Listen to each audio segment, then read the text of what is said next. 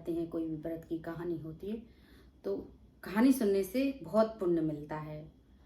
तो एक गांव में एक ब्राह्मणी रहती थी। वो शरद पूर्णिमा का व्रत करती थी।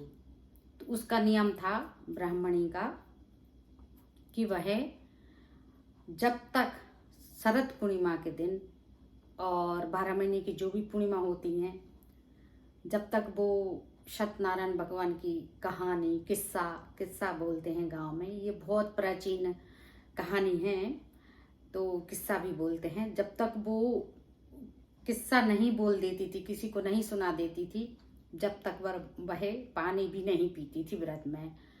तो उस दिन क्या हुआ कि उसके घर पे कोई भी घर के सदस्य नहीं थे, सब बाहर अपने अपने काम से गए होंगे, तो कोई भी घर पे नहीं था। अब उसने सोचा कि मैं क्या करूं कि मेरी कहानी कोई सुन ले। तो उसने सोचा कि चलो घर पे कोई नहीं है तो बागों में चलते हैं, बगीचे में गई वो।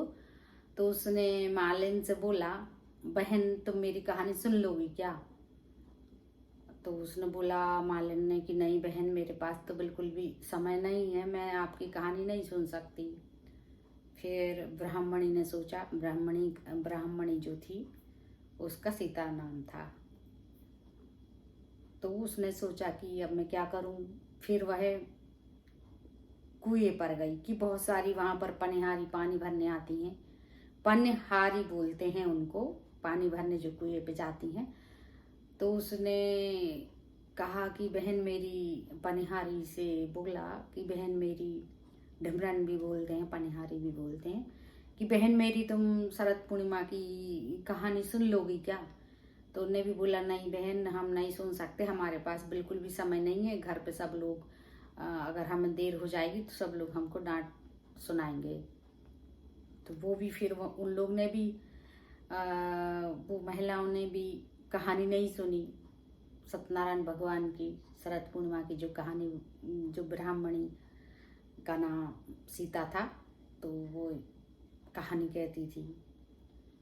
फिर उसने सोचा कि अब मैं क्या करूं। फिर उसने सोचा कि चलो तालाब पे तो मैं जाती हूँ, तो वहां तो कोई ना कोई मिल ही जाएगा, तो वहां पर मेरी कहानी कोई ना कोई सुन लेगा। तो रास्ते में उसको एक बहुत गरीब औरत मिली, बहुत ज़्यादा गरीब और वृद्ध थी, ज़्यादा उम्र की थी।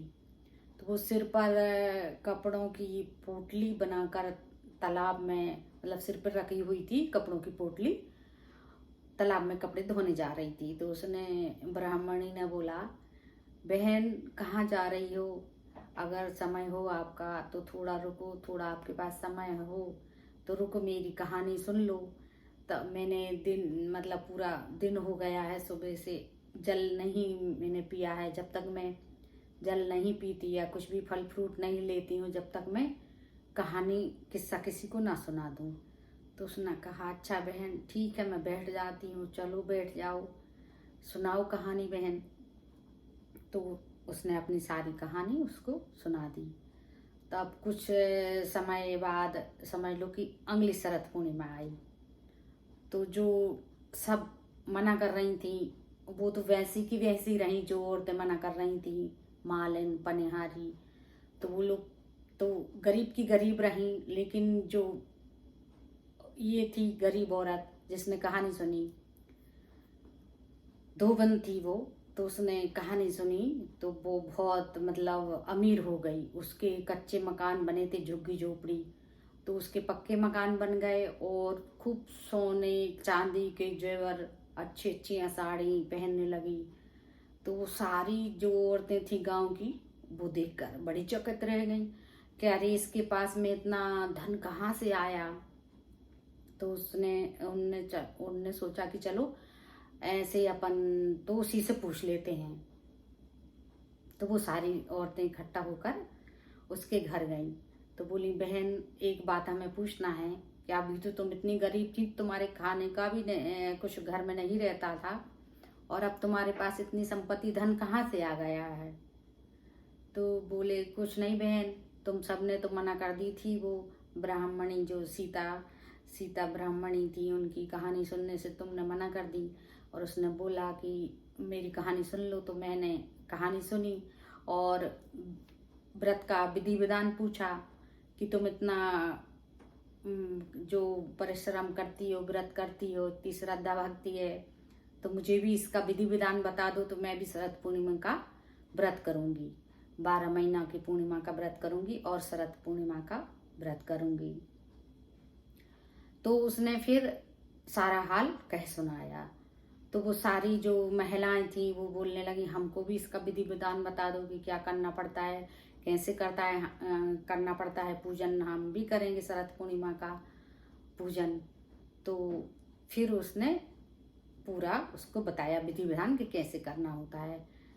तुलसी की आंगन में जो तुलसी लगी होती है, तो उसने बोला कि 1.5 पाव शक्कर और 1.5 पाव मावा, उसके 6 लड्डू बनाना और 6 लड्डू बनाकर एक तुलसी जी को उसका भोग लगाना शाम के समय, और एक गर्भवती महिला को देना, एक बाल गोपालों को देना, और एक सखी को देना, और एक पति को देना, और एक जो बचे तो प्रसाद के रूप में आप लड्डू ले लेना। मतलब 6 लड्डू को सब में बांट दिया उसने। ऐसा विधि विधान से मतलब पूजन करते हैं। तो शरद पूर्णिमा की आप लोग भी पूजन करें। और कोई कोई खीर भी बनाता है शरद पूर्णिमा के दिन। तो खीर भी जैसे चांद के जब चंद्रमा धरती के बहुत करीब होता है शरद पूर्णिमा के दिन, तो उस दिन वो 16 कलाओं से सुशोभित होता है, अमृत बरसता है चंद्रमा से। तो जो भी खीर बना के चंद्रमा के नीचे रखते हैं खुले आसमान में, मतलब आप देखते रहें कि उसमें कुछ गिरे ना। अगर आप जागरण कर रहे हो, बहुत से लोग जागरण करते हैं, तो खुले में ही खीर भी बनाते हैं सब लोग इकट्ठा होकर, और जागरण भी करते हैं। तो आप अगर जैसे कि जागरण कर रहे हो तो देखते रहो। और अगर आपने जैसे 12 बजे तक खीर को रख दिया है, तो फिर ऐसे करें कि छत में जहाँ पर कोई पशु पक्षी या बिल्ली कोई भी कीड़े मकोड़े उस खीर में मतलब उसको जूठा ना करें, तो आप उसको ऐसे कपड़े से रख दें। पतला कपड़ा हो, जैसे नेट का कपड़ा होता है, तो नेट के कपड़े से आप ढांक दें उसको, तो उसमें अमृत भी गिर जाएगा और खीर को कोई जूठा भी नहीं करेगा। और इसका एक नियम है कि खीर को अगर आपको खाना है तो सुबह जल्दी स्नान करके सूरज निकलने से पहले इस खीर का भगवान को भोग लगा